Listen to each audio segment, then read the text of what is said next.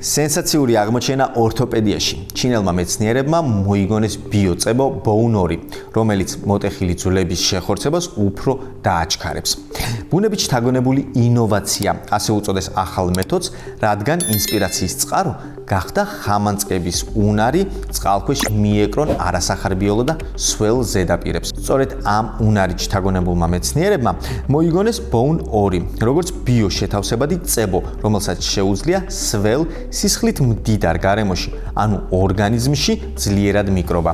მოტეხილობის ადგილას შეყვანის შემდეგ წებო სწრაფად მაგრდება, ძვლის ფრაგმენტებს ერთმანეთთან აკავშირებს და ქმნის სტაბილურ ჩარჩოს, რომელიც ხელს უწყობს შეხორცებას.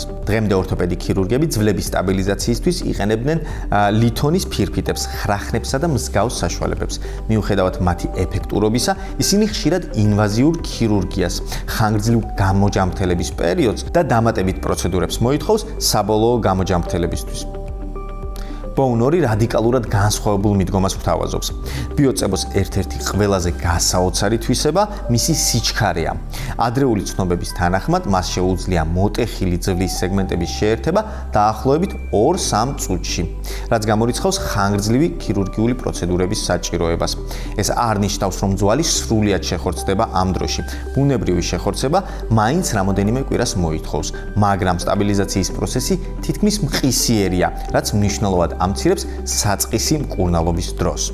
კვლევარები იუწყებიან, რომ Bone 2 შთამბეჭდავ მიღწევებს გვთავაზობს. ადრეული მონაცემებით მას შეუძლია გაუძლოს 400 ფუნტზე, ანუ 180 კილოზე მეტ დატვირთვას და აჩვენებს დაახლოებით 10 მეგაპასკალ შეკუმშვის სიმტკიცეს. საკმარისად ძლიერია ძვლის უმეტესი აღდგენისთვის. ასევე მნიშვნელოვანია, რომ წებო ბიოშეწოვადია, თანდათანობით იხსნება ძვლის შეხორცებისას და გამორიცხავს იმპლანტების მოსაშორებელი მომავალი ოპერაციების საჭიროებას. ახალი წებოვანი მეთოდი უკვე გამოცდილია 150-ზე მეტ ჩინელ პაციენტზე. როგორც ამბობენ, ამ ადრეულმა კვლევებმა შესანიშნავი შედეგები აჩვენა. ძვლების სწრაფად ეკრის, სტაბილური შეხორცების პროგრესი და ჯერჯერობით არ დაფიქსირებულა მნიშვნელოვანი გვერდითი მოვლენები. ორთოპედის სპეციალისტები თვლიან, რომ ტექნოლოგია განსაკუთრებით ღირებული შეიძლება იყოს რთული მოტეხილობების, მყიფე ძვლების მქონე ხანდაზმული პაციენტების და გადაუდებელი ტრავმების შემთხვევების სამკურნალოდ, სადაც სიჩქარე და სიმარტივე კრიტიკულია. თუმცა ექსპერტები ასევე აფრთხილებენ, რომ ეს შედეგები ჯერ კიდევ წინასწარია. Bone 2 მოითხოვს უფრო გრძელვადიან და უფრო სხვადასხვა ტიპის მოტეხილობების მასშტაბურ კლინიკურ კვლევას. მეცნიერები ხაზს უსვამენ, რომ შემდგომი ტესტირება, მარეგულირებელი ორგანოების მტკიცებულებები და რეცენზირებული კვლევები აუცილებელია, სანამ ის მოტეხილობის მოვლის სტანდარტულ ნაწილად იქცევა. თუ მსოფლიო სამედიცინო სფერომ საბოლოოდ დაადასტურა Bone 2, რამდენიმე ათწლეულების განმავლობაში ეს იქნება ერთ-ერთი ყველაზე მნიშვნელოვანი ორთოპედიული მიღწევა. გამარჯობა, მე გუგა ვარ და ეს პაციენტის მორიგი ვიზიტია. ტერმინი ნერვოზი სხვაგან არ ვიცი, მაგრამ საქართველოში ჯერ კიდევ საკმაოდ აქტუალური ტერმინია. არ აქვს მნიშვნელობა რა სინდრომი იქნება ეს, შფოთვა, ფეთქებადობა, დეპრესია, მოწყენილობა, აპრიორი არის შენი შეფასება. დანერვოზებული ხარ და წადი იმკურნალე. მაგრამ ხშირ შემთხვევაში ამას ბევრი ვაიგნორებთ. არადა სავარაუდოდ ძალიან ბევრს მოგვიხდებოდა კიდევაც მკურნალობა. ყოველ შემთხვევაში თუ ეს დიაგნოზია და თანაც დადასტურებული სამედიცინო დიაგნოზია, ალბათ ჯობს ვიმკურნალოთ და თანაც დროულად.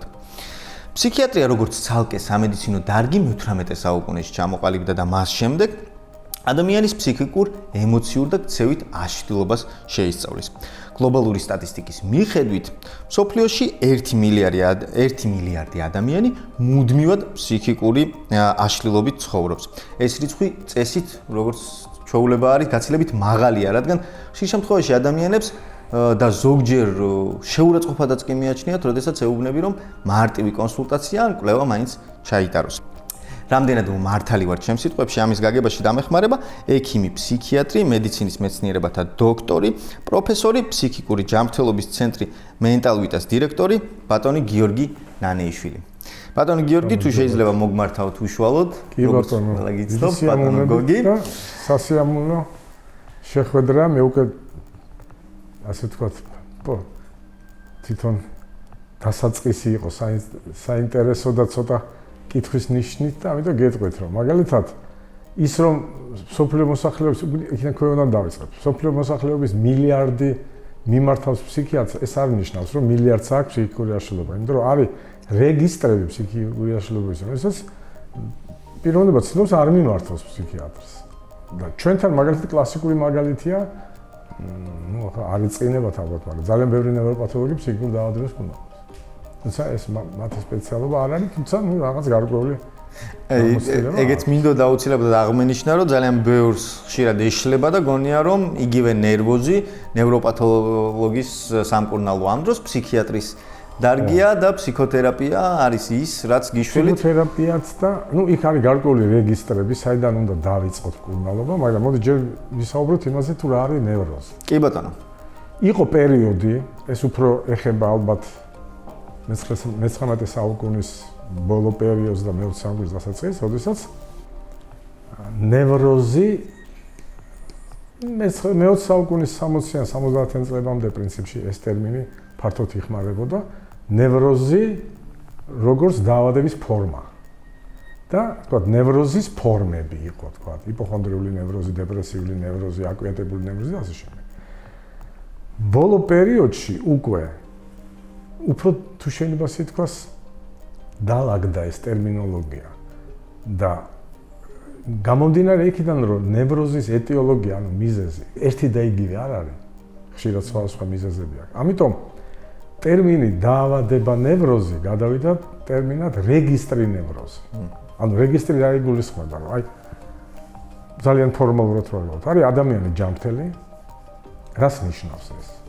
ის არის სრულად ადაპტირებული სოციალურ და ვთქვათ პიროვნულ გარემოსთან, ხო, თავის ახლობლებთან, ვთქვათ სოციალურ გარემოსთან შრომ და მას არანაირი პრობლემები არ აქვს, რომლებიც ხელს უშლიდეს მას ადეკვატურად იცხოვროს. შემდეგ არის აი ისაც თქვენ ძალიან ნევროზული რეგისტრი.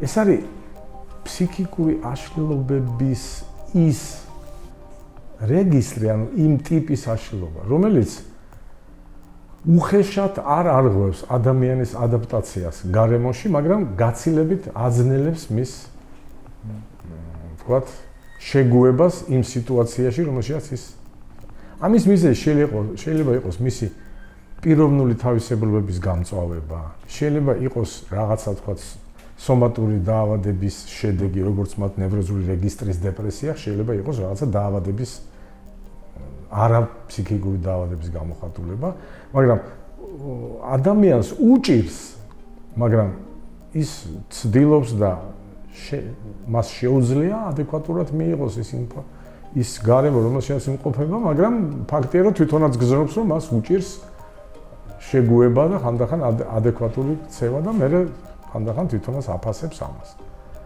ანუ ეს არის რეგისტრი. შემდეგ არის რეგისტრი ფსიქოზი. ფსიქოზი არის რეგისტრი, როდესაც ადამიანი არაადეკვატურია. ის იმდენად ჩაფლულია თავის ფსიქიკურ განცდებში, აქ უკვე სხვა რეგისტრის ფსიქიკური აშლილობები, აი ჰალუცინაციები მაგალითად, ბოდვა, ცნობიერების შეცვლა, როდესაც ისე რომ ვთქვათ, უფრო გასაგებად, რომ ადამიანისთვის გარესამყარო სხვანაირია, განსხვავდება იმისგან, რაც რეალურად არის, ამიტომ მისი ბრჭყალებში ავიღოთ სიტყვა ადაპტაცია ამ გარემოსთან არაადეკვატურია სხვებისთვის. თქვათ, ის ესაუბრება ვიღაცას, რომელიც არ არსებობს, ის აგრესიას იჩენს ვიღაცის მიმართ, რადგან მიაჩნია, რომ ის რაღაცა ცუდს უკეთებს, ხო? რეალობაში ეს არ არის. ამიტომ ტერმინი ნევროზიც და ტერმინი ფსიქოზი ეხლა გამოიყენება როგორც რეგისტრი. რიგ შემთხვევაში ნევროზის რეგისტრით დაავადებული ადამიანი, თუ ეს არ არის ესეთი მძიმე მდგომარეობა, შეიძლება დარჩეს ფსიქიატრიული დახმარების გარეშე. ვთქვათ, ამიტომ არის ასეთი ისევ ჯანდაცვის მსოფლიო ორგანიზაციის მიერ და ფსიქიატრების მიერ საერთოდ მოცემული რეკომენდაცია, რომ ვთქვათ, აი თუნდაც დეპრესია რო ავიღოთ, ხო? დეპრესიის არის სხვა რეგისტრები, ხო, აქედან გამომდინარე. უნდა დავიწყოთ ჯერ ფსიქოთერაპიით. თუ ჩვენ შევძელით ფსიქოთერაპიის საშუალებით მოვაგვაროთ ეს სიტუაცია, ძალიან კარგი. თუ არა, მაშინ უნდა ჩავთოთ უკვე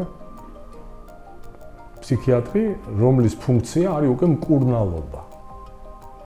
ეგ იგულისხმება ძირითადად მედიკამენტოზური მკურნალობა.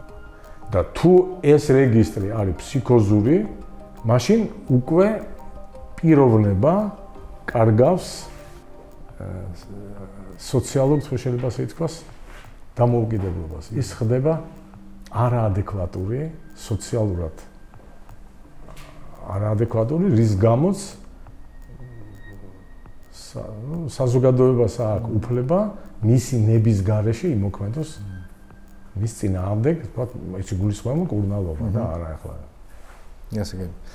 აი, ეხლა კიდევ ერთი ისეთი საკითხი, კარგია რომ განგვიმარტეთ ეს ტერმინოლოგიის განსხვავება. ეხლა ცოტა ზოგადად რო დავიწყოთ ჯერ საუბარი ჩვენ ქვეყანაზე, რა თქმა უნდა, პირველ რიგში. ყოველდღე ეხლა თბილისის ქუჩებში რო გავდივართ, ხედავთ უამრავ ადამიანს, რომელიც არის ფეთქებადი, რომელიც მცირე რაღაცითაც კი შეიძლება წყობიდან გამოვიდეს, ემოციურად არასტაბილურია, თუ სწორი არ ვიცი ეგ ტერმინი და ესეთი ადამიანი არის უმრავლესობა შეიძლება ითქვას და ძალიან ბევრის პასუხი არის, რომ ცხოვრება ესეთი ყოველდღიურობაა და ეს ნორმალურია. რამდენად ნორმალურია ესე ყოფა და უნდა მივაქციოთ თუ არა ყურადღებას ესეთ ემოციების, ასე ვთქვათ, არასტაბილურობას, ფეთქებადობას. ძალიან საინტერესო შეკითხვაა და ვეცდები ცოტა უფრო ფართოდ გიპასუხოთ, ვიდრე ვიწრო ექიმი ფსიქიატრი. გიპასუხებდა. საქმე იმაშია, რომ როგორც ჩანს, ცივილიზაციის აქ ძირითადად ტექნოლოგიურ ცივილიზაციასაც გულისხმობ და კულტურალურ ცივილიზაციასაც. უსწრებს ადამიანის როგორც ფსიქობიოლოგიური და სოციალური არსების განვითარებას. იმიტომ რომ აი თქვათ ელემენტარულად, აი თქვათ მე სულ ამას ვადარებ ხოლმე, თქვათ აი პირველი მსოფლიო ომი, მეორე მსოფლიო ომი და ეხლანდელი თქვათ საომარი მოქმედებები ხო. პირველი მსოფლიო ომის დროს ინფორმაციას ადამიანი ღებულობდა მომხდარი მოვლენებიდან შეიძლება ერთი თვის, თვენახევრის მერე გაზეთში წაიკითხავდა ხო, სურათს გადაღებდა, ფოტოს ნახავდა. მეორე მსოფლიო ომის დროს უფრო სწრაფად, მაგრამ ესეც არაპირდაპირი ესა ხო? ეხლა ჩვენ შეგვიძლია პირდაპირ უყუროთ, აი ეხლა რაც ხდება, თქვა, აი ავღანეთსა და პაკისტანს შორის საომარი მოქმედებები, ხო? ამისთვის არის ადამიანი მზად. რა თქმა უნდა არა. ეს ძალიან სწრაფად მოხდა. ეს მოხდა რაღაც 15-20 წელიწადში.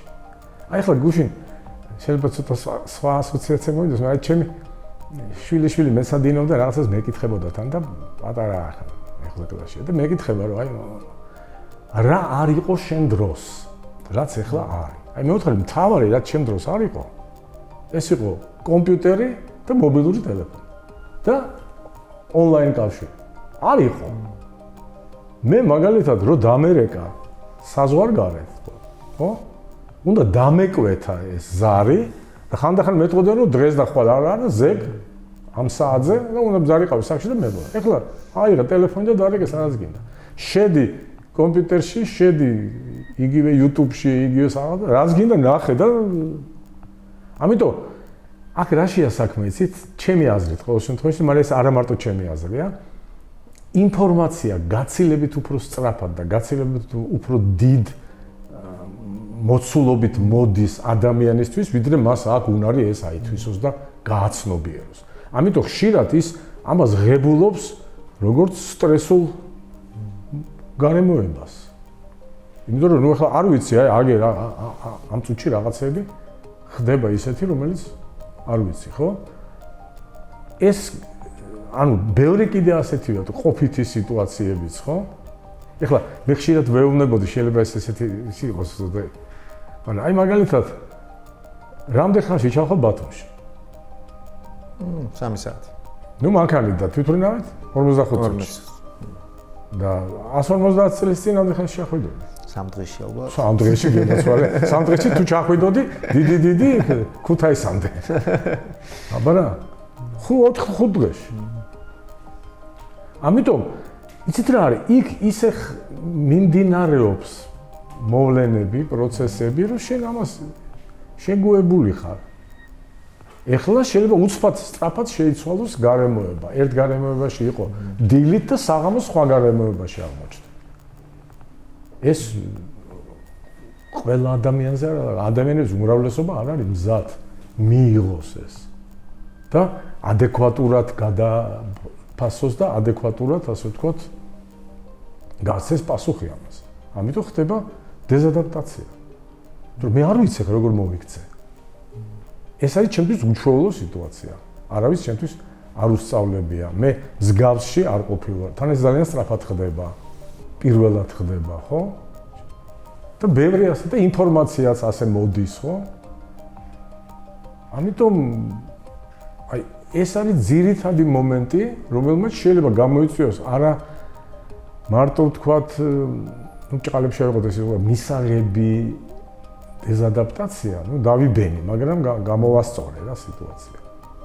შეიძლება იყოს ნევროზული რეგისტრის. მე დავიბენი. ათლათ არაადეკვატურად არ ვიქცევი, მაგრამ აშკარად მიჭირს რაღაცის ვთქვათ, გაკეთება, რაღაცაზე ადეკვატური პასუხის გაცემა, იმიტომ რომ მეწყება, ну მაგალითად ავიღოთ შფოთვა. შფოთვა რა არის? საფრთხის განცდა. on დიფუზური, არ ვიცი რა მომივა, მაგრამ რაღაც ისეთი სიტუაცია, რომ რაღაცე არ მოხდეს ისეთი, რასაც მე არ ველოდები და არ ვიცი რა მოხდება, ხო? ეს შეიძლება იყოს აი ნევროზის რეგისტრის. ну თუ წინასწარ განწყობა ან ეს დაავადების განვითარება, ესეთი სიტუაცია შეიძლება გახდეს დაავადების აფეთქების მიზეზი.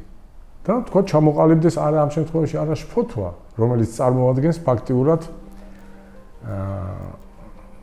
გამწვავებულ დამოკიდებულებას გარემოსთან, ხო, რომ ცოტა ფრთხილად ვიყო, რამე არ შემეშალოს, ხო, რაღაცა რამე ისე არ მოხდეს, რომ ჩემს საწინააღმდეგოდ წავიდეს, ან ჩემთვის ცუდი იყოს. ამ შემთხვევაში ფსიქოზული რეგისტრის დროს საერთოდ ადამიანისთვის იცვლება გარემო, რეალობას კარგავს და არარეალურ ფორმას ღებულობს. ამიტომ მისი ქცევაც არარეალურია. ეს უკვე ფსიქიკური დაავადებაა ფსიქოზის რეგისტრის, მაგრამ ამის განვითარება სჭირდება იქ კიდე რაღაც წინასწარ მზაობები ან თქვათ. თქვენ აღნიშნეთ და ერთ-ერთი ჩემი ჩანიშნული კითხვა იყო, ბარემ მოდით მაგ საკითხზე შევჩერდეთ, თანამედროვე ტექნოლოგიები რაც გახდა ჩვენი ყოველდღიურობის განუყოფელი და საკმაოდ მსუყე ნაწილი. იმიტომ რომ საათობით ადამიანები იღებენ ამ ინფორმაციას, ხშირ შემთხვევაში დაუხარისხებელ, სრულიად უაზრო, ხშირ შემთხვევაში საკმაოდ ნეგატიურ ინფორმაციას. ფსიქიკაზე როგორ აისახება ეს ყველაფერი? ну ფსიქიკაზე როგორც წესი უარყოფითად, ახლა მე მაინც ექიმი ვარ, არა ფსიქოლოგი, ეს ფსიქოლოგი უფრო კარგად ახსნის ამას. მაგრამ გასაგებია რომ ეს ჯერ ერთი ბევრია მე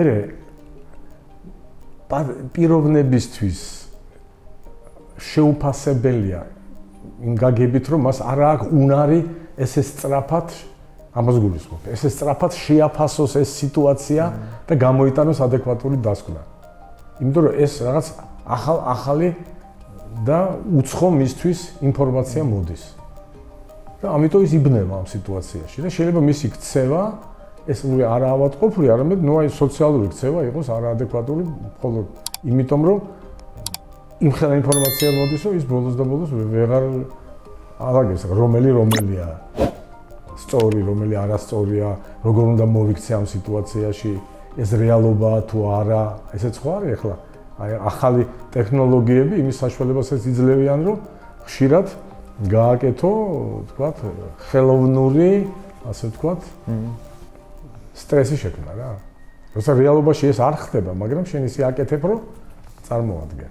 და აი მაგ საკითხზე არის კიდე ერთი ტერმინი ციფრული სტრესი. ეს უკვე დამკვიდრებული ტერმინი არის ფსიქიატრიაში? ნუ ძირითადად არა, ეს უკვე ფსიქოლოგიური ტერმინია უფრო, მაგრამ ძირითადი ამ შემთხვევაში არის მაინც ის, რომ ინფორმაციაა მეტი. და ინფორმაციაა მე იმ ტიპის, რომლის გადამუშავება ძალიან რთულია. და ისეთი ფორმით არის მოწოდებული ორი ვარიანტია რა. ან ერთი რომ ძნელი გადასამუშავებელია და პლუს კიდე ის უკვე ასე ვთქვათ მზა ფორმით გეძლევა. ამიტომ შენ და ისე სწრაფად და ისე ბევრი რომ შენ არ გაქვს იმის უნარი რომ ეხლა ამაზე იფიქრო და გაანალიზო რომ ეხლა ეს მართალია თუ არა, ეს სწორია თუ არა. თუ ამას მოყვება მეორე, მესამე, მეოთხე, მეხუთე და დეზადაპტაცია ხდება, იგივე და ხდება ადეკვატური რეაგირება ამაზე. არის რაღაც კვლევები, რომლებიც უკვე ადასტურებენ ტვინის მუშაობას და უშუალოდ იგივე თანამედროვე ტექნოლოგია, ამ შემთხვევაში სმარტფონების გამოყენებით. ფსიქიური კუთხით არის ესეთი რამე კვლევა, რომელსაც შეუძლია თქვას, რომ აი ამას აზიანებს მაგალითად ჭარბი გამოყენება, ან თუნდაც ბავშვობიდან რაც დღესდღეობით უკვე ჩვეული ნორმა გახდა. ისიც რა არის, ეხლა რაღაც ინფორმაცია არის, მაგრამ ისიც რა არის, აქ ცოტა აი მეცნიერულად თუ მივუდგეთ.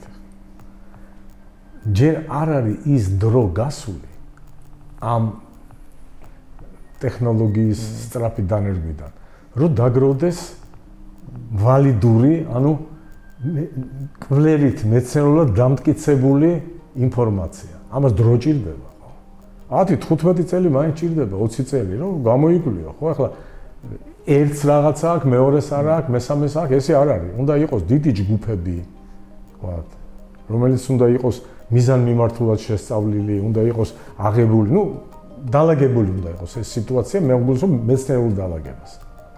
რომ იყოს უნდა ჯგუფები, რომელთა შესწავლა უნდა იყოს ერთნაირი ყველგან. ასე ხდებოდა, ვთქვათ, ფსიქიკური ფუნქციების დარღვევის შესწავლაც თავის დროზე კლინიკაშიც, ერთი კაცი კი არ აკეთებდა ამას და კი არ წარმოიდგენდა, არამედ კვლევები ტარდებოდა სხვადასხვა ქვეყნებში ამ თეორიაზე დაფუძნებული და იქიდან გვებულობდით პასუხს, ან ეს სწორია, ან არ არის სწორი. ან შეიძლება ეს თეორია მიიღო, ან შეიძლება საერთოდ უარყო. ამიტომ დღეს კატეგორიულად ამის თქმა, რომ ეს ასეა, ცოტა ნაადრევია. თუმცა აი ისიც კატეგორიული მტკიცებულება, რომ ეს ხდება, ესეც გარკვეული ინფორმატიული ზეწოლაა რა.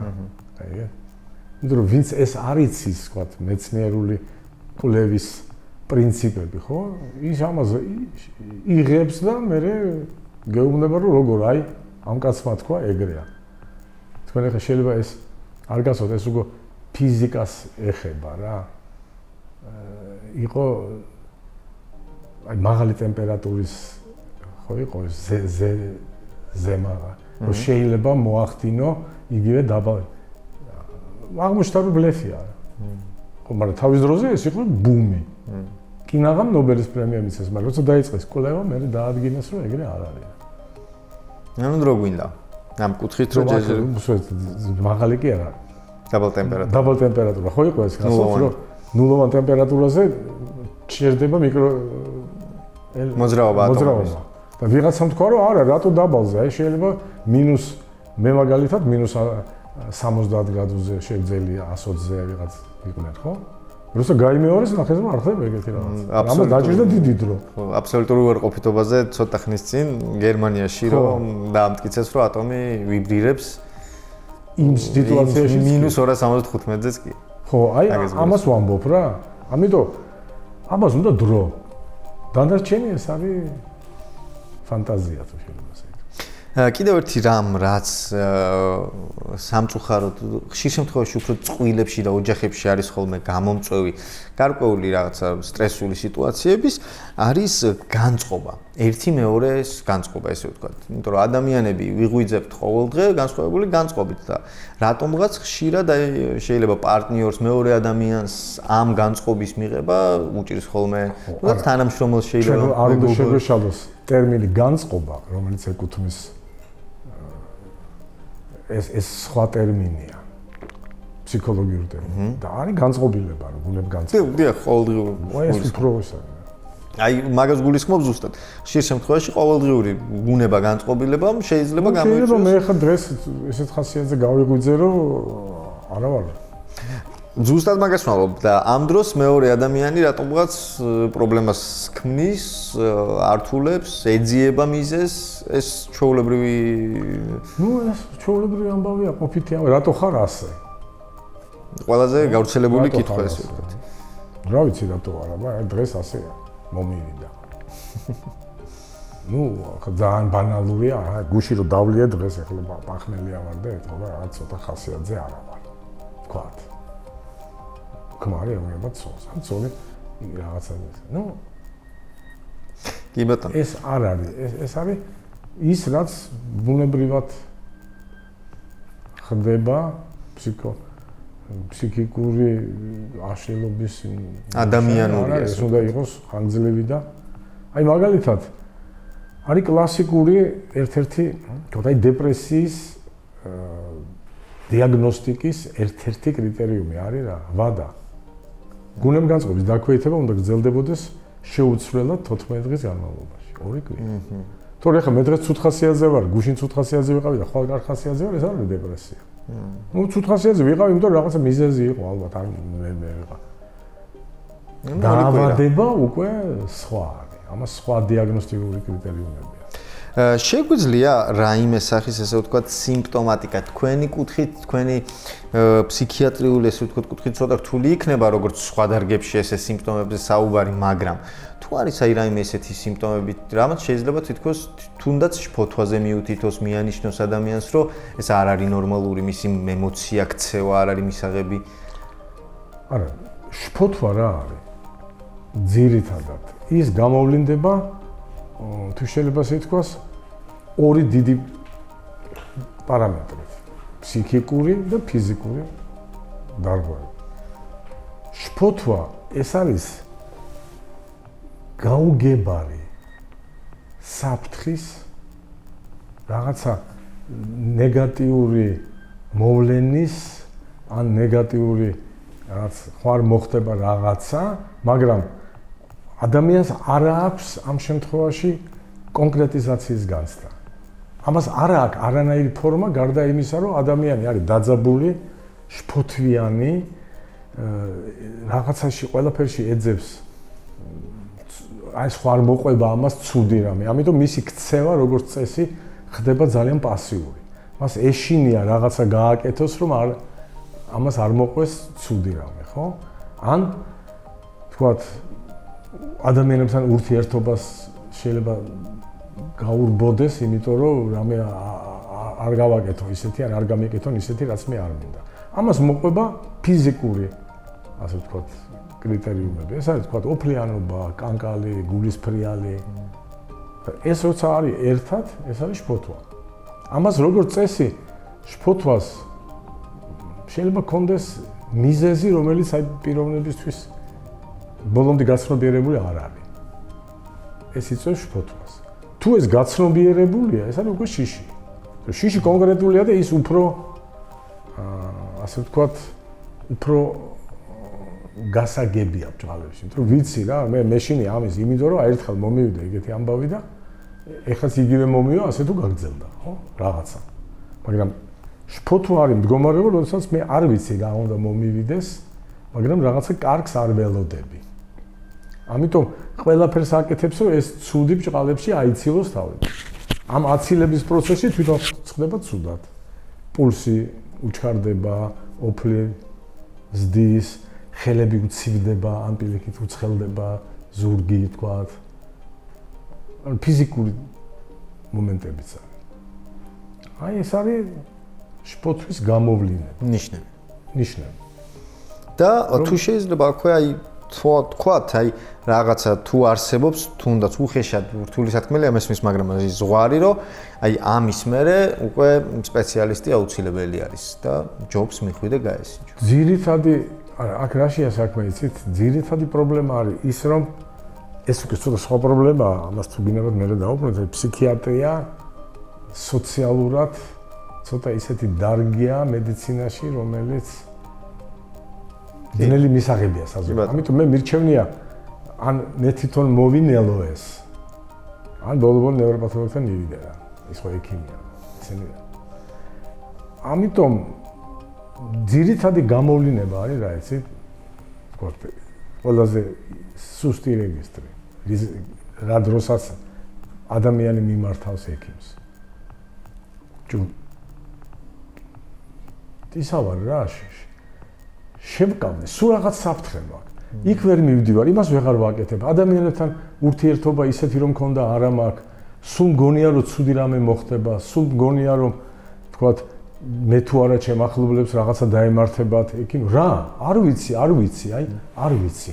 ამიტომ სულ ამაზე ვფიქრობ, რამე ცუდი ხარ მოხდება, ოფლი მასხავს, მაკანკალებს, ეგეთა რაღაცა მიშველე რა. აი, ეს არის ასეთი რეგისტრი. ზედა რეგისტრი უკვე როდესაც ის გადადის უფრო მძიმე, ამის ანალიზი ხდება ბჭყალებში, არასწორი, რომ ეს არის მიზეზი ამისი და შეიძლება ჩამოყალიბდეს არასწორი ასე დავარქვათ, დამოკიდებულება რომელიღაცა პიროვნების მიმართ იმის გამო, რომ შენი არასწორი ანალიზის გამო ჩათვალო, რომ ის რაც მოხდა, ამის ბრალია და ეს აკეთებს ამას სპეციალურად. ან უკვე ბოდვის ელემენტებია, ეს უკვე ფსიქოზია. ამას შეიძლება თვითონ ვერ აანალიზებს, მაგრამ გარშემო ყოფი ადამიანები ხვდებიან, რომ ის არაადეკვატურად იქცევა. ვთქვათ, ახლა ძალიან მარტივი მაგალითი, ესეთი პაციენტი ყავს რა, რომელიც მაგალითად სამსახურში, საპირფარეშოში არ შედის. სახელმწიფო ითქვეს, რომ რამე არ დამემართოს, სხვების ხო შედიან. ეგეთი ხა ეს აკვიატებული, ეს არ არის ფსიქოზი, მაგრამ ნუ ახლა გასაგებია, რომ ახლა ცხოვრებას არ უშლის, მაგრამ გარკვეულად ზაბავს ხო ამ სიტუაციაში და სამსახურში და აი ჩვენი ურთიერთობის მერე და რაღაცა უკვე მითი მითხრა კმაყოფილებით, რომ იცი, აი შევედი და კარგად დავიბანე, რა თქმა უნდა, მერე, მაგრამ ერთი ნაბიჯი გადავდგი. ძალიან საინტერესოა ეგეთ შემთხვევები, სხვადასხვა ზუსტად ანალოგიური მეც მქონდა უნივერსიტეტის პერიოდში.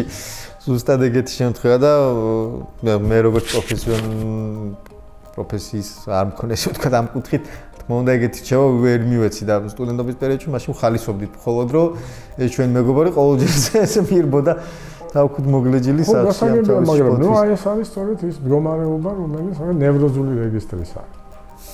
აი ფსიქოზული რეგისტრის არის, როცა ის ამბობს, რომ ეს ჩემი შფოთვა კი არ არის და ეჭვიო რამე ხელებზე არ დამედოს. არამედ ამას სპეციალურად აკეთებენ, იქ მოწამლულია, წასმული აქ იმას რაღაცეები და ასე შემდეგ რა. და არის გარკვეული ჯგუფი ადამიანებისა, ეს უკვე ბოდვაა რა. ამას სტრუქტურა აქვს. და მე ამის უკან რაღაცა ფაბულაც დგას, რომ ეს ხდება იმიტომ, რომ აი ჩემგან ეს უნდა, ვთქვათ. ან არ უნდა, ან უნდა რომ მომაცილონ ამ სიტუაციიდან და ასე შემდეგ რა. კიდევ ერთი აქტუალური პრობლემა ფსიქიკური, რაც ვახსენეთ კიდევაც, დეპრესია, რაც ასევე სამწუხაროდ ჩვენთან გავრცელებული არის. რამდენად ყოველ შემთხვევაში მე მოვიპოვა ინფორმაცია. კი. მაგრამ იცით რა არის ეს ინფორმაცია, სტატისტიკის ზუსტი მიღება ძალიან ძნელია. მე ეს არის 90-იანი წლების ბოლოა დაახლოებით, მაშინ ორი ასპირანტი მყავდა, რომელმაც საქართველოს სხვა რეგიონებში გამოიკვლიეს სუიციდი ერთმა და მეორემ დეპრესიის სიხშირე. და ნუ ისიც პოლიციის თანხმობით და დახმარებით. მაგრამ რაშია საქმე, იცით? აი დეპრესია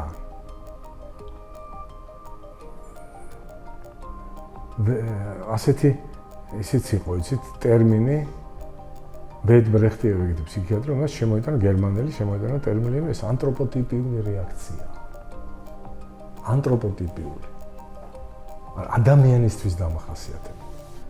ეს არის ნეგატიური შეფასება მოვლენების, საკუთარი თავის, სამყაროს, საზოგადოების, პიროვნების, ყველა, სხვადასხვა რეგისტრებია. მაგრამ ამასაც აქვს ადეკვატობის საზღვრები რა. ხანდახან ეს ცდება ადეკვატობას. მაგრამ ჩვენ აი ეს უნდა აუცილებლად გავითვალისწინოთ დეპრესიაზე ვლაპარაკობთ. არსებობს მელანხოლიკი. ხო? თქვენ თუ გახსოვთ დაახლოებით ეს არის მე-17 საუკუნის, ალბათ მე-16 საუკუნის ბოლო, მე-17 საუკუნის დასაწყისის ბრიტანული პორტრეტები, სადაც ყველა ეს ჩაფიქრებული ზის შექსპირის დრო რა დინარესთან. წარვეთ წყალისპის სევდიანი ფიქრი გასართველად. იქ ვეძიებდი ნაცნობ ადგილს განსასვენებლად. რომ განსვენება ამ შემთხვევაში, დასვენება იყო აი ეს ჩაფიქრები. ამიტომ ითვლებოდა რომ მელანხოლიკი ეს არისტოკრატია. სულიერი ყოველ შემთხვევაში. იმიტომ რომ ადამიანი რომელიც ხედავს იმ სიმძიმეს, იმ პრობლემებს, ნეგატიურს რა თქმა უნდა, რაც სამყაროში არის, ქვეყანაში არის, საკუთარ თავში არის, ეს ჭკვიანი ადამიანები, გრძელი ადამიანები, ხო? ამიტომ ეს არის მისი ხასიათი. ეს არ გამოვლინდება მის დეზადაპტაციაში საზოგადოებაში. ის საზოგადოებაში მოქმედებს როგორც მოქმედებს ჩვეულებრივად, მაგრამ ძირითადად არის მომენტები ნეგატიური შეფასებისა, რაღაც მოვლენების, რომელიც არ ცდება ადეკვატურს. აიგეთ? ანუ ეს ამას ასე უყურებს. მაგრამ ვერ იტყვი ეს არის ავადმყოფური შეფასება. ამიტომ ეს არის ხასიათობრივი თავისებურება. ესეთი ადამიანი თავისებურად ცხოვრობს. ის უფრო ენდობა საკუთარ თავს, ვიდრე სხვას.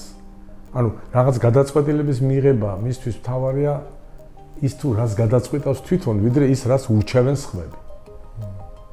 ეგეთ, ანუ ჩაკეტილია, ინტრავერტია ესეთი ადამიანი, უფრო ადვილად ვითარდება ინტრავერტში გუნდ განწყობის დაქვეითება. კი არა, ტიპია ესეთი, საერთოდ. მეორე არის ნევროზული რეგისტრი, რომელიც შეიძლება განვითარდეს მაგალითად სომატური დაავადებების დროს, ფიზიკური დაავადებების დროს. ბევრი არის განსაკუთრებით ენდოკრინული დაავადება, ჩიყვი მაგალითად, ხო? ციყვის მისი გიპოთირეოზის დროს დეპრესიაა, იმიტომ რომ არ ყოფნის ჰორმონი იმისთვის, რომ ამუშაოს ნორმალურად ნერვული სისტემა, ხო? ესეც შეიძლება იყოს. შეიძლება იყოს, აი თქვათ, ეს ცნობილი ფაქტია. სტატისტიკა ეს კიდე ჩემი სტუდენტობის დროიდან უკვე ცელდებოდა, რომ ვირუსული ინფექციების მერე დეპრესიების რაოდენობა იზრდება. იმიტომ რომ სუსტდება ნერვული სისტემა, მათ შორის ქერქულისა და ამიტომ ვერ იბრძვის რა. და ნეგატივიზმის მიზეზი არის სისუსტე ნერვული სისტემის. და არის კიდე თქვათ სიტუაცია, რომელშიაც თქვათ კლასიკურად რა ავიღოთ, მოხდა მელანხოლიკი, მოხდა ესეთ სიტუაციაში, სადაც მას ცუდი ნეგატიური მოვლენები მოხდა, ის იძლევა დეპრესიას უკვე, არა ისეთ მელანქოლიურ რეაქციას, არამედ გამოხატულ დეპრესიას. და გამოხატული დეპრესია ძირითადად რა არის? ეს არის ნეგატიური შეფასება საკუთარი თავის. ეს ყველაზე საშიშია, იმიტომ რომ მე თუ არ ვარ, გივარ. შეიძლება არც ვიყო, ხوار ასე ხوار ჯობია. მეორე არის ნეგატიური შეფასება გარემოსი, მიკროსოციალური და სოციალური გარემოსი. და მესამე ეს არის ეს ეგზისტენციალური, თქვათ, ფილოსოფოსების შემოტანილია ფსიქიატრიაში, ეს არის სამყაროა თვითონ ნეგატიური რა. თვითონ მე დავიბადე ნეგატიურ სამყაროში რა. ესე შეიძლება ეს ჩემთვის გამოცდაა. ამიტომ ზოგი ამას უძლებს, ზოგი, თქვათ.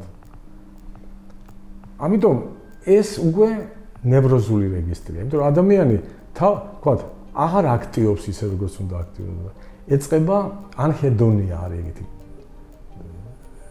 სიმპტომი, სინდრომი უფრო სწორად, რომელიც გულისხმობს იმას, რომ აი რატოა ეს დაავადება ნევროზული რეგისტრის, მაგრამ დაავადება. ესეთი არ იყო, ეხლა გახდა. ანუ მას აღარ სიამოვნებს ის, რაც ადრე სიამოვნებდა. ადრე მიყვარდა, თქვათ, მუსიკის მოსმენა, ან რაღაცის გაკეთება, ან სეირნო, ეხლა აღარ მინდა. არ მსიამოვნებს. ასე იკეტება თავის თავში ადამიანს. ანჰედონია ერთ-ერთი ძირითადი მომენტია. აიგეთ? აი ეს. და მე უფრო ღრმა. ეს არის უკვე ფსიქოზური რეგისტრი, როდესაც ადამიანს უჩნდება თვითშეფასების ყველაზე ნეგატიური განცდა. რომ მე ვარ იმდენად ნეგატიური პიროვნება, რომ ჩემ არსებობას აზრი არ აქვს. აიგეთ? ამიტომ ეს არის რომ დეპრესიის დროს ძალიან ისე ყველაფერი ანალიზდება ნეგატიურად, ნეგატიური შავი სათვალით რო ვთქვათ, ამიტომ ის იმას რაც უშავს სათვალეოდ არ ჩანს პრობლემად. მისთვის ძალიან ძიმე პრობლემაა და მისთვის მძიმეა პიროვნულად და ამიტომ მას ურჩევნია რომ ეს პრობლემა მოიცილოს თავის მოცილებით ამ პრობლემისგან. ეს არის სუიციდი, ერთ-ერთი ყველაზე თქვა ნეგატიური ფინალი დეპრესიის. ამიტომ ამასაც ესე ვითარდება რა ასე. ერთნაირი არ არის. თავისთავად ინდივიდუალური არის მისი გამოვლენა. ამიტომ თავიდან იწყება, თუ თქვა დავიწყეთ ფსიქოთერაპიით და ნახეთ რომ იცი რა არის აქ ისეთი სიტუაცია რომ წამალი თუ არ მიაშველე და იქ გარკვეული ნეირობიოლოგიური ძვლები არ მოახდინე ორგანიზმში, ამას არ ეშველება. და თუ ამ სიტუაციაში ცოტა გაგვიჭირდა, მაშინ მით უმეტეს თუ სუიციდურიც დაიყო, იძულებულები ვართ, ვთქვათ, მისი ნების გარეშე უკურნალოთ, რომ გამოვიყენოთ ამ მდგომარეობიდან, მე მადლობას გეტყვით. რამოდენიმეჯერ ახსენეთ ახლა თქვენ მედიკამენტური მკურნალობა, მაგაზეც რომ ორი სიტყვით ვისაუბროთ, ერთი რომ აღნიშნოთ, რამდენად მწვავე უნდა იყოს მდგომარეობა, რომ უკვე ეგ დასჭირდეს ადამიანს, ჯერ პირველ რიგში. არა, არის მედიკამენტები სხვადასხვა ჯგუფის, ახლა ჩვენ ექიმები არა ვარ და ექიმებს არ ველაპარაკებით, ამიტომ არის სხვადასხვა ჯგუფის მედიკამენტები. და არის მე ამ მედიკამენტების ფორმები და დოზები. აი, სუსტი დეპრესია, რომელიც ქრონიკულად აქვს ადამიანს, არ ახასიათი, არამედ უკვე რაღაც აი სიტუაციის გამო.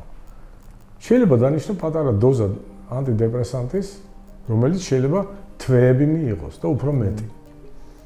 რომ აქ რაშია საქმე, ცით არის არ მინახა ღრმად ჩაკეკვა, მაგრამ არის დეფიციტი გარკვეული ნეირომედიატორი ქვია რა, ის ნივთიერება, რომელიც მუშაობს რა.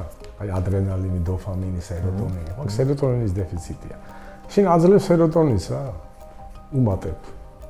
რომ იმუშაოს თვითმა ისე, რომ მივიდეს იმ მდგომარეობამდე.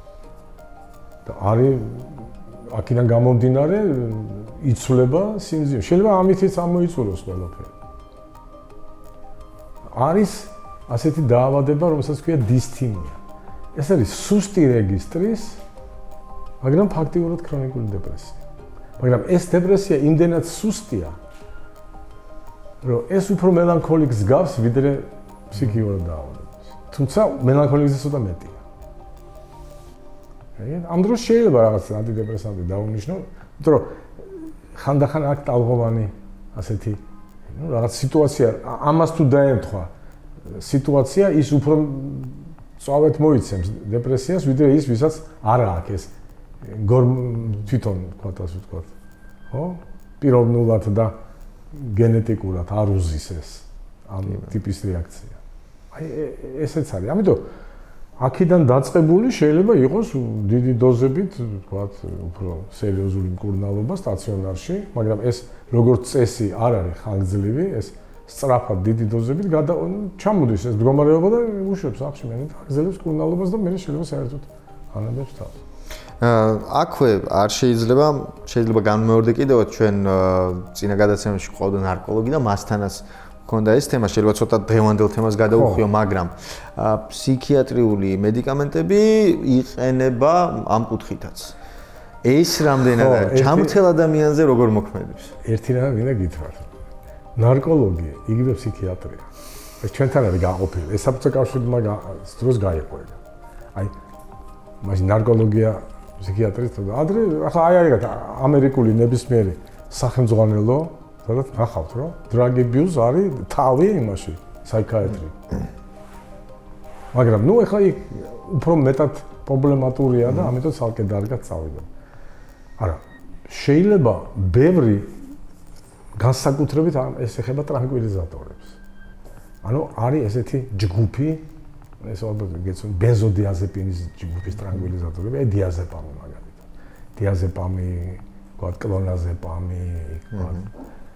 ამას ადამიანი, რომელიც ვთქვათ, რაღაცა მიზეზების გამო არ შეიძლება ეს სიტყვა, შეჯდება ამ წამალზე, იქიდან გადმოსვლა ძალიან ძნელია. იმიტომ რომ იცვლება, გესმით? იცვლება ნეირომედიატორული სისტემის მუშაობა. ანუ ის შემოდის ორგანიზმში როგორც თავისი, ხო? ამიტომ მისი დეფიციტი უკვე იწვევს პრობლემებს. ამიტომ ფაქტიურად აი ჩვენ რომ ნახოთ საერთაშორისო კლასიფიკაცია, სადაც არის, ვთქვათ, ნარკოლოგიური ფენომენი კლასიფიკაცია, ანუ ვთქვათ, წამალთ დამოკიდებულების უფრო სწორად. ამ წამლებში შედის რა იცით? ფსიქოტროპული პრეპარატები, განსაკუთრებით ისინი, ბენზოდიაზეპინი, ტრანკვილიზატორები, კოფეინი მაგალითად. ისევე როგორც ნიკოტინი. კოფეინი ფაქტიურად ნარკოტიკია, მაგრამ ნუ სოციალურად მიღებული ნარკოტიკია, ისევე როგორც ალკოგოლია. სოციალურად მიღებულია, მაგრამ ის ცვლის ადამიანის პიროვნულ, თქვათ, ემოციურ და იმას განწყობებს, მაგრამ მე ხდება მიჩვევა ამის მიმართ და უკვე ანაცვლებს, ასე ვთქვათ. და ამიტომ ეს ნარკოლოგიური პრობლემა ხდება მე. იმიტომ რომ აი ვთქვათ, ბევრი პაციენტი, რომელიც ჩემთან მოდის და მეუბნება, რომ აი მიშველე ექიმო, აი ვეღარ ჩამოვედი ამ ტრანკვილიზატორთან, მეუბნები რომ წავი ნარკოლოგთან და იმგონალე რა. ესე არ არის რა ჩვენ ამბულატორია, მე რა სტაციონარი ჭირდება გადაანდელი ამბავი. ესეც ნარკოლოგიის ეს არის რა ერთ-ერთი პრობლემა. სწორად თქვა რა. და აქვე ამ საკითხის გაგრძელებად უნდა ვთქვათ, ის პრობლემა, რაც სხვა სამედიცინო დარგებში საქართველოში ძალიან გავრცელებულია, თქვენთან რამდენად ხშირად ხდება თვითმკურნალობა, მეგობრის რჩევა, მე გამომადგა შენც მიიღე. უფრო მეტად. რატო იცი? ძალიან ახლა ბანალურად ესეთი გაიხსნება. გიჟი ვარ ახლა ფსიქიატრთან წავიდე. წავალ აგერ ნევროპათოლოგთან. თუ არა და აგერ ამან იცის. ანდა აგერ არის წამალი, წავიკითხე. ახლა მით უმეტეს ხო გადაშალე, შედი მაშინ ქვია. Google-ში და იპოვე რაც გინდა და იწერია ყველაფერს ხსნის. ეს რამდენად ართულებს სიტუაციას? რა თქმა უნდა ართულებს. რა თქმა უნდა ართულებს. იმიტომ რომ როგორც წესი ახლა როგორ გითხრათ პროფესიონალის მიერ ნამკურნალები პაციენტი ჯობია თუ არა პროფესიონალის მიერ. ახაც იგივე ვარიანტია. შენ არ გინდა იქ მისვლა, იმიტომ რომ ვიღაცამ დაგინახოს და გითხრას რომ რა გინდოდა ფსიქიატრში რატომ მიხვედი? ხო? ნუ ახლა ეს სიტუაცია აღარ არის, რომ კერძო კლინიკებია და ფსიქიური ჯანმრთელობა და იქ ფიქსაცია არ ხდება, რეგისტრაცია არ ხდება და ასე შემდეგ და ისინი უფრო თავისუფლები არიან, ასე ვთქვათ. მაგრამ მაინც რა თქმა უნდა ადამიანი ჯერ ცდილობს არა მარტო ფსიქიატრიაში, მაგრამ ფსიქიატრიაში უფრო მეტად ჯერ თვითონ გადაწყვეტოს ეს პრობლემა. იმ ცოდნით, რაც ან მას მიაწოდეს, თორემ მე ხშირად მყოლია ესეთი პაციენტები, რომლებიც მეუბნებიან, რომ აი ექიმო, სანამ თქვენთან მოვიდოდი, აი მეზობელმა მითხრა, რომ ეს წამალი დალიე, იმიტომ რომ იმასაც ესე ქონდა და მოუხდა და მე არ მომიხდა. მაგრამ 3 თვე სვამდი. კი, მაგრამ თუ არ მიგიხდა 3 თვე რატო სვამდი? რა ვიცი, ასე მითხრა, მან ერთი თვე მაინც დალიეო, რომ მოგიხდა. გავრცელებული ისტორია. ხო, ეს ჩვეულებრივი ისტორია, იმიტომ რომ მედიცინა მაინც მithumedes ფსიქიატრია, უფრო ესეთია რა, სოციალურ არსებობს რაიმე ისეთი დაუშვათ უნივერსალური რჩევა, ტექნიკა, მაგალითად რაც შეიძლება სახლში, ან თუნდაც სახლში არა ყოველდღიურად, მაგალითად როგორც მე მსმენია, გამომიყენებია ჩასუნთქვის ტექნიკა, როდესაც აი რაღაცა ნერვები დაძაბულა ესე ვთქვათ, ჩასუნთქვითი ტექნიკით დამიმშვიდებია თავი. რამე ძალიან არ გააჩნიათ ისთვის. დასამშვიდებელი ტექნიკები ძალიან ბევრია. ძალიან ბევრია სკოლები, რომლებსაც აქვს თავისი დამამშვიდებელი ტექნიკები. მე და ჩემ კოლეგას ბატონი ვაჟა კენჭაძე, ფსიქიატრი, ჩემი მეგობარი, ჩვენ ქონდა ნამდვილად ბედნიერება. ყოფილიყავით 5-6 წლის წინ მე მგონი. ეხლა ვაპირებთ ალბათ გაისაც შეიძლება წავიდეთ აშრამში. ჰიმალაებში, ინდუისტების აშრამში. სადაც იყვნენ უცხოელები ძალიან ბევრი ასეთი. და აი სადაც ინდუიზმის სწავლებაა და იქ რაღაც ციგნების ავიღეთ იქ. და იქაც გვასწავლიდნენ თქვათ აი მედიტაციას ახლა ვერ ისწავლი, მაგრამ ნუ ყოველ შემთხვევაში აი შფოთ დაძაბულობის მოხსნას გასწავლიან, აი სუნთქვით ვარჯიშებს, აი არის კიდე რაღაც უცნაური ვარჯიშები, აი ეს მაგალითად, იცი? 100 ჯერ, 50 ჯერ. ძილის წინ 50 ჯერ. და 10 წამი. აი, ნუ არაფერი არ ორივე ხელს. ნუ ახლა გვასწავლეს იქ რა. იყენებთ? ხან ვიყენებ, ხან როცა მჭირდება, ვიყენებ, როცა მჭირდება, არა ახლა. ხანდახან ისედაც კარგად ავარ დავწექით კითხულობ რაღაცასთან კინოს უყურები ჩემი მაშინ. საინტერესო. კიდევ ერთი ტერმინი, რომელიც აღმოაჩინე და აუცილებლად მინდოდა თქვენთან უფრო კარგად გამერკვია, რას ნიშნავდა, ეს არის borderline. რაც ბევრგან მოსაზრებო მდგომარეობა. აი უფრო კონკრეტულად რას ნიშნავს ფსიქიატრიაში? ფსიქიატრიაში borderline, ანუ მოსაზრებო მდგომარეობა ნიშნავს, რომ ეს არის საზღვარი აშლილობასა და ნორმას შორის. ეგეთ ეს არის იმდენად ნატიფი, იმდენად სუსტად გამოხატული სიმპტომები, რომ ვერ მიაწერ აშლილობას, მაგრამ არც ნორმა არ არის. ეხლა შეიძლება აი თუ ესეთი შეკითხვა, ნუ ამის ერთ მაგალითს გეტყვით, უბრალოდ შეიძლება ამ borderlines არ ეხება, მაგრამ ეს borderline-ია რა. მეორე მსოფლიო ომის მერე ჩატარდა მასიური IQ ტესტირება. და რა მოხდა იცით? მასაში IQ აიწია. მაგრამ პირველ მსოფლიო ომამდე ჩატარებული IQ-ს ხალხის არ უნდა იყონო. ესენი რა, ჭკუასუსტები არიან? აი ბორდერია რა. ეგ იმიტომ რომ თავისი აზროვნებით ისინი ნორმაში ზიან, რომელიც თავის დროზე ჯერ კიდევ თქვათ 10-იან წლებში შემოვიდა და 20-იან წლებში მე-19 საუკუნის გულისხმობ მე. მე-20 საუკუნის ასე ვთქვათ და ჩამოყალიბდა. მე აღმოჩნდა ის რომ იცით რა არის ცხოვრების დონე აიწია, კვების დონე უკეთესი გახდა, სწავლის დონე უკეთესი გახდა, სოციალური ესა და ამიტომ მასაში ინტელექტმა უფრო მოიმატა. იგივე იმიტომ რომ ინფორმაცია მეტია. ეხლა მე შემიძლია ესე ვთქვა, ახლა ის ძალიან არა ფორმალურად გამოდის, მაგრამ მე მაგალითად ეხლა თავი კი მგონია ჭკვიანი კაცი, მაგრამ ჩემმა შვილიშვილმა, რომელიც არის თქო 10 წლის უფრო ბევრი იცის, ვიდრე მე ისეთი რაღაცეებზე, რაც მე საერთოდ არ ვიცი, აი ტერმინებს ხმარობს აზიარო რა არის. აი რაღაცა დაждდება იმასთან, ჩართავს იქ რა დგ და რაღაცებს მეუბნება. მე არ ვიცი, ბაბუ ეს რა არის? არ ვიცი. როგორ არ ვიცი? ბაბუ ეხლა არ ვიცი. სამაგიეროდ მე ის ვიცი რა. სხვა რამე. აი ეგეთ რა შეასაქმე. ამიტომ რა მოხდა იცით, აი ეხლა ეს არის არც ნორმა, არც პათოლოგია. თუ ნორმა არის მასა, აი მარტო აზმაზურება არ ვთქვი, ხო, ინტელექტს. ნორმა არის ის, რომელიც შედის მასაში. ეხლა ეს უკვე მასა აღარ არის, მაგრამ ძველი მასაა. ანუ borderline-ია. მაგრამ ეს არაფრით არ თქვა, ვერ მიაწერ იმას. ჭკუასუსტს. იმიტომ რომ იმ პარამეტრებზე ზემოთ არის. მაგრამ საშუალო პარამეტრებზე ქვემოთ არის. ამიტომ ბევრი არის, აი თქვა სევდა რა. სევდა borderline-ია პრინციპში, დეპრესიის borderline. რომ სევდა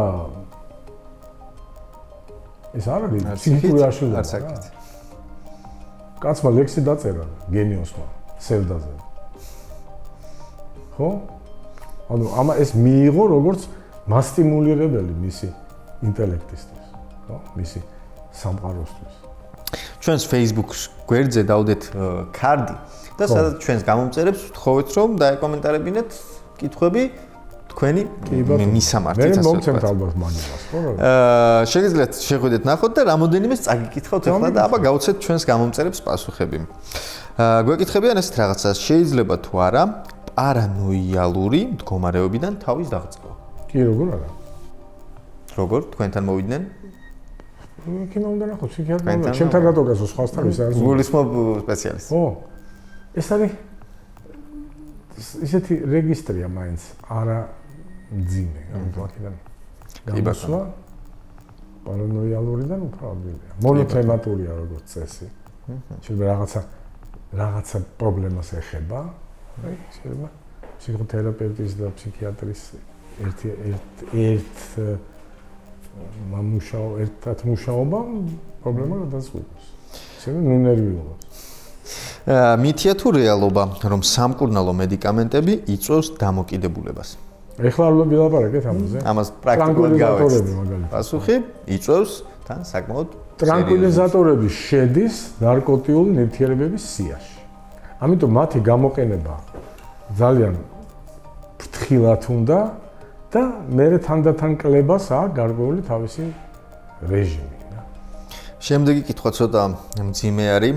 ამდენი ფსიქოპატი რომ დადის ქუჩაში, რატომ არ მკურნალობენ ესე გვეკითხებიან? ფსიქოპატი რა არის? ეს არის პიროვნება, რომლის ადაპტაცია დარღვეულია თავისი ხასიათობრივი თავისებურებების გამო. დარღვეული არა იმ დონეზე, რომ ფსიქოსი, არამედ მას უჭირს ადაპტაცია, ან აგრესიულია, ან პირიქით პასიურია, ან თქვათ კიდე სხვა რაღაცა ესეთი მელანქოლიურია, ხო? ამიტომ რა უნდა გავაკეთოთ? ახლა ძალით როგორ უნდა უმკურნალო? თვითონ თუ არ უნდა და ახლა თუ დააშავა რაღაცა, მე ექსპერტიზა დაადგეს, ეს ავადმყოფია თუ დამნაშავე. ხო. ეკუთვნის თუ არა მკურნალობა, ასე ძალით ადამიანის მკურნალობა შეიძლება. კი ბატონო, შემდეგ კითხვაზე კითხვა არის ეს, თი ნევროზი იკურნება? ნუ ამას საკმაოდ დიდი პასუხი გავეცით, უკვე მთელი გადაცემა პრაქტიკულად. მე გითხარით, რომ ნევროზი არის რეგისტრი. კი ბატონო. როგორც წესი იკურნება, რა თქმა უნდა, იმიტომ რომ აი მე ვთქვი მაშინ, რომ შეიძლება ნევროზი, რასაც თქვენ აი თქვა ეძახის ბატონი თუ კალბატონი ახლა ნევროზს შეიძლება იყოს შედეგი, ვთქვათ, ენდოკრინული გარკვეული პრობლემის რა, ვთქვათ, ჩიყვის. დაალაგდა ესა და მოჩა რა, შენი ნევროზი არ არის. შეიძლება ნევროზი იყოს რაღაც ინტერპერსონალური ურთიერთობის პრობლემების შედეგად. ესეც ფსიქიატრი წამლით, ფსიქოთერაპევტი საუბრით, რა თქმა უნდა, ორივესთან შეიძლება დადგეს ეს ყველაფერი აღდგეს. პარანოიდული შიზოფრენიის განკურნება მინდა. შესაძლებელია? შვილისთვის დამეხმარებით? ნუ ეს ცოტა რთული პრობლემაა, მობძანდეს და მოიყვანოს შვილი და მეთქვი მე პასუხს. მაგრამ შესაძლებლობა ქრონიკული დაავადებაა იქ და როგორც წესი. როგორც წესი კი როგორც დიაგნოზიდან ჩანს, რომელიც დაავადების განკურნება რთულია, მაგრამ ამ მდგომარეობის მასტაბილურად ვთქვათ, შესუსტება და ადაპტაციის გაზრდა შესაძლებელია. მედია გვისმენთ. და ბოლო კითხვა, შიშებს რა უნდა უყოთ? შიშის რეგისტრს გააჩნია. შიში, აი თუ თქვენ კარგად ანსხვავებთ შფოთვას და შიშს. შიში, შფოთვა არის დიფუზური საფრთხის განცდა. აი არ ვიცი რისი მეშინია, მაგრამ რაღაცა ცუდი არ მოხდეს. შიში არის კონკრეტული ყოველთვის.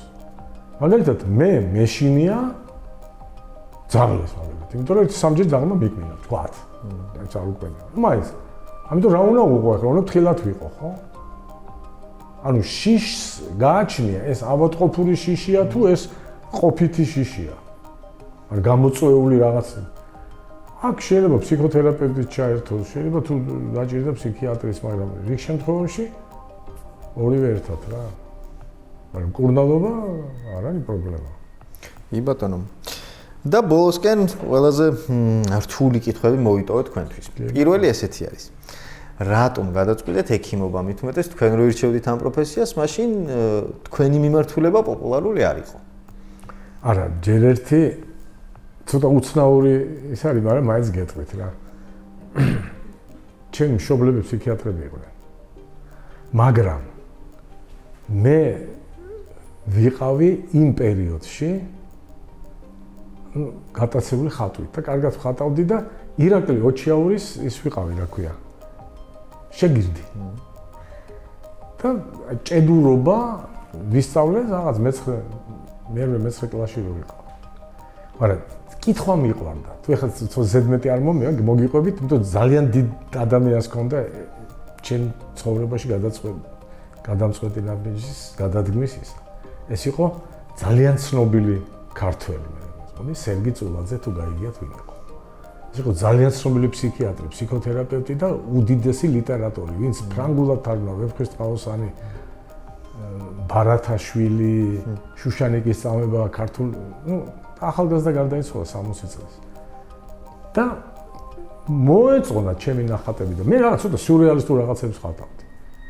ხო და ერთი-ორი სურათი ნახა და მამაჩემის მეგობარი იყო ახლოსი და ერთად სულ ეშალკინა. და მეუნება რომ შენ რა დახატე თუ იცი. თუ იცი რა დახატე. არა მეუთხარი, ეგეთი აზრი მომივიდა თავს, რომ დავხატე ხელი, რომელზეც იყო დამწვარე ასანთი. აი რას ფიქრობდი, როცა ამას ხატავდი. არ ვიცი მე რას ფიქრობდი, მეუთხარი, მაგრამ ნუ ეს. და მე მამაჩემს მიუღო და უთხრა რომ ბიზინა ერქვა მას. ბიზინა? ეგ უჩგვიანი ბავშვია და ფროიდი რო გაკო, მეც წაიკითხოსო რა. ფროიდი რო წავიკითხე, მე კი რა ხატრობარი, ის ხატრობარი, აჩიკაკა, ის ჩიკაკა. ეს რა ყოფილა? დავიწყე ამითი გატაცება და მაშინ სერგი მითხრა. ეს იყო ერთ-ერთი უკანასკნელი ჩვენი შეხვედრა, მითხრა. უკვე გადავწყვიტე ფსიქიატრობა რა. და მითხრა რომ აი მე ნევროზები მეუთხარი მაი. აპაპაპაპაპაპ. ჯერ უნდა დიდი ფსიქიატრიანი ფსიქოზებში იმუშაო, ისწავლო რომ გადახვიდე ნევროზებში. და რომ დავიწყე მუშაობა დეპრესიაზე. ჩავერთე და დეპრესიაში დავიცავი საკანდიდატოზე, სადოქტოროზე და ასე გამოვედი ფსიქიატრი. თუმცა ეხლა ხატავ. ისე, ძველ ნახატებს უყურე, ხანდახან მიგვისო არა კარგად ხატავდი. ანუ ნუ აღარ გამიგრძელებია. ანუ არჩევანი მქონდა. და მაინც ეს ავარჩიე. აი სერგი წულაძის ბიძგით. ეს საინტერესო ისტორია გაქვთ. და ბოლო კითხვა ჩვენი დღევანდელი გადაცემის. როგორი პაციენტი ბრძანდებით? ცოტა ისეთი ჯიუტი. ისი აი პრობლემა რომელიც მე ხვალ ექიმთან უნდა მივიდე, ხო? ეგ შეიძლება 20 წელს წინ გადამეწყვიტა, როცა 25 წელს წინ სხვა ქირურგმა, რომელიც სხვას მსგავს იმას უკეთებდა, მითხრა რომ მოდი ბარაღა მაგახადა შეც გაიკეთებ. აი ეს მომენტი. ამოგაჭრია. მეთქი ახლა ამომაჭრი კი არა, გეჩემშვის ამოაჭრი, მოთა რა დიდია. მის მე გავიდა 25 წელი და ახლა გამიმწვავდა და ახლა მივდივარ შესანიშნავ ექიმთან, რომელიც რაღაცაში დამეხმარება. ქართველი პაციენტივით თქვენს ბოლომდე მიყავთ საქმე. მაგრამ ნუ მაინც ერთი მაქვს, რომ მე თუ რაღაც სერიოზული პრობლემა მაქვს, მაინც ექიმთან მივდივარ. არა ჩემი პრობლემა. ესე არა რო, იცი? თვალის პრობლემა მქონდა. თვალის ექიმთან მივედი, არ იმას ქვია, რაც მითხრა ის გავაკეთე. თქვა წნევის პრობლემა მაქვს, აღარა მაქვს და მქონდა და კარდიოლოგთან რაც მითხრა, ყველაფერი გავაკეთე და ესე ვარ. მაგრამ ნუ შეიძლება ცოტა მეტი დრო დამჭირდეს ამისთვის. იმათო. კიდევ ერთხელ დიდი მადლობა ბატონო გოგი რომ გვესტუმრეთ, საკმაოდ საინტერესო საუბარი გამოგვივიდა, საკმაოდ დიდი თემა არის და რა თქმა უნდა მისი სრულად მოცვა ვერ მოახერხეთ ერთ გადაცემაში, მაგრამ იმედია ჩვენი მაყურებელი დარჩება კმაყოფილი. მომავალ შეხვედრამდე დაგემშვიდობებით, იმიტომ რომ გული მიგზნობს რომ კიდე ისეთ საინტერესო საუბარი გამოგვივიდა. სასიამოვნო მოსაუბრე ზანდები და სასიამოვნო ხალხია. გამშვიდობებით ჩვენს მაყურებელს. წარმოიდგინეთ 5 წლის ბავშვი, რომლის სხეული ფიზიოლოგიურად 60 წლისაა. დიახ, ეს მსოფლიოში უიშვიათესი დაავადებაა და მას პროგერიის სინდრომი ეწოდება. დღევანდელი მონაცემებით მსოფლიოში სულ 120-მდე პაციენტი ფიქსირდება. ეს იმიტომ, რომ მათი სიცოცხლის ხანგრძლივობა ძალიან მოკლეა და ისინი საშუალოდ 13-დან 17 წლამდე ცოცხლობენ. მათი სხეული ბერდება, გონება კი ბავშვური რჩება. მიუხედავად უდიდესი გამოწვევებისა და ხანმოკლე სიცოცხლისა, ეს ადამიანები სხვა ბავშვებს ამხნევებენ და მაგალითს აძლევენ. გაიცანით მოხუცი ბავშვები ჩვენი სიუჟეტიდან.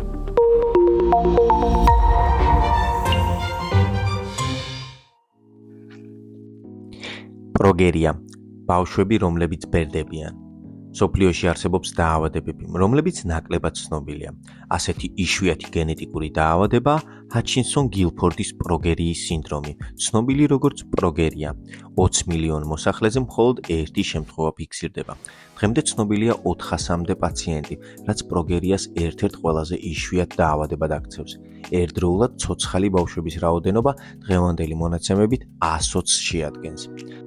ახალშობილი ბავშვები სრულიად ჯანმრთელები იბადებიან, მაგრამ 1 ან 2 წლის ასაკიდან მათი სხეული იწყებს აჩქარებულ დაბერებას. პროგერია გამოწვეულია LMNA გენის მუტაციით, რომელსაც ცილა ლამინი A აწარმოებს.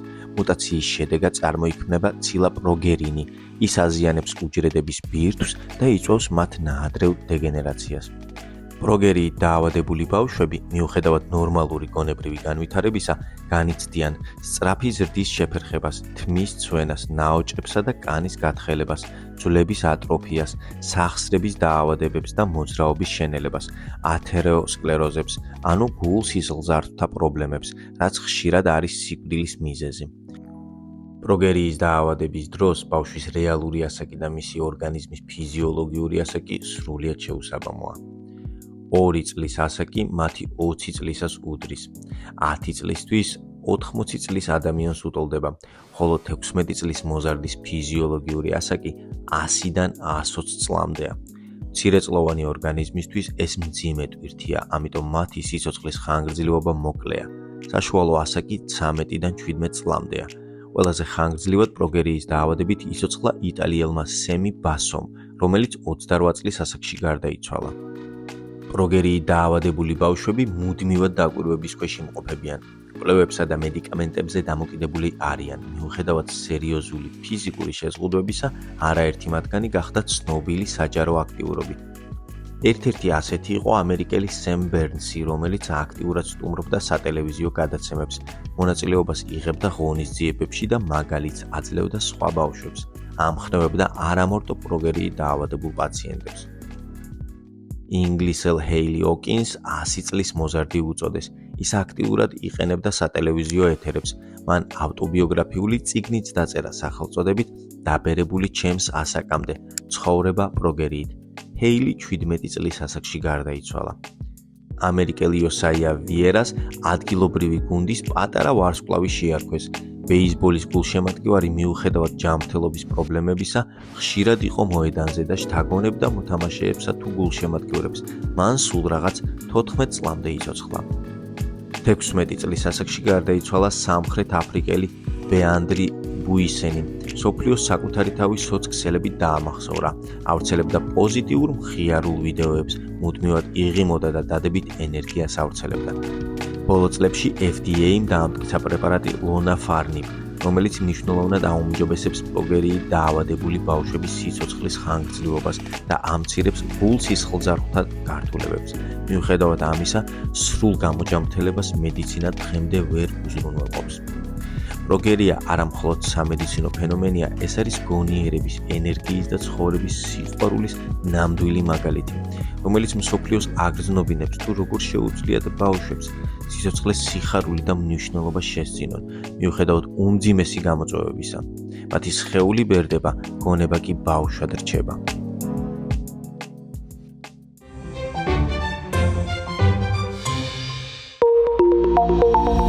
იცოდით, რომ სემინება არის უნებლიე ფიზიოლოგიური რეფლექსი, რომელიც მაშინ ხდება, როცა ცხვირის ლორწოვან გარს რაიმე აღიზიანებს.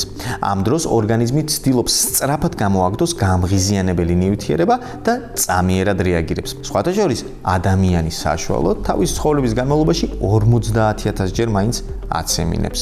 და ხშირ შემთხვევაში თქვენ და ბევრს გონია, რომ მხოლოდ ჭეშმარიტებას ამტკიცებენ. ეს მეცნიერულად ასე არ არის. ძირითადი მიზეზები შეიძლება იყოს: გაციება, ვირუსები, ინფექციები და სხვადასხვა გრიპები, ალერგია, მტვერი ან ცხოველის ბეწვი, მშრალი ჰაერი ან სიცივე, მკვეთრი სუნი ან ქიმიური გამღიზიანებლები. ზოგიერთ ადამიანს მზის სხივზე მოხვედრისაც კი ეწყება ცემინება. როცა არც ერთი სიმპტომი არ არის, ცემინება ჩვეულებრივ გამოწვეულია. შემთხვევითი მტვრის ნაწილაკით ან პატარა ბუსუსით, ჰაერის სისწრაფით ან სიცივით. ხანდახან უბრალოდ ცხვირის ლორწოვანის მგრძნობელობით, როცა სრულიად მოულოდნელად აცემინებთ. აი ზუსტად მსგავსი ცემინების დროს ჩვენ ხალხურად სიმართლის დამტკიცებას უწოდებთ. თუ თქვენ ამ წამს დაგაცემინათ, ესე იგი ჩემი ინფორმაცია მართალია. გამოყვებით სხვადასხვა სოციალურ მედია პლატფორმებზე, როგორიც არის YouTube, Facebook, Instagram და TikTok. იყავით ჯანმრთელად და გაიგეთ ჩვენთან ერთად მეტი სამედიცინო სამყაროდან. მომავალ შეხვედრამდე.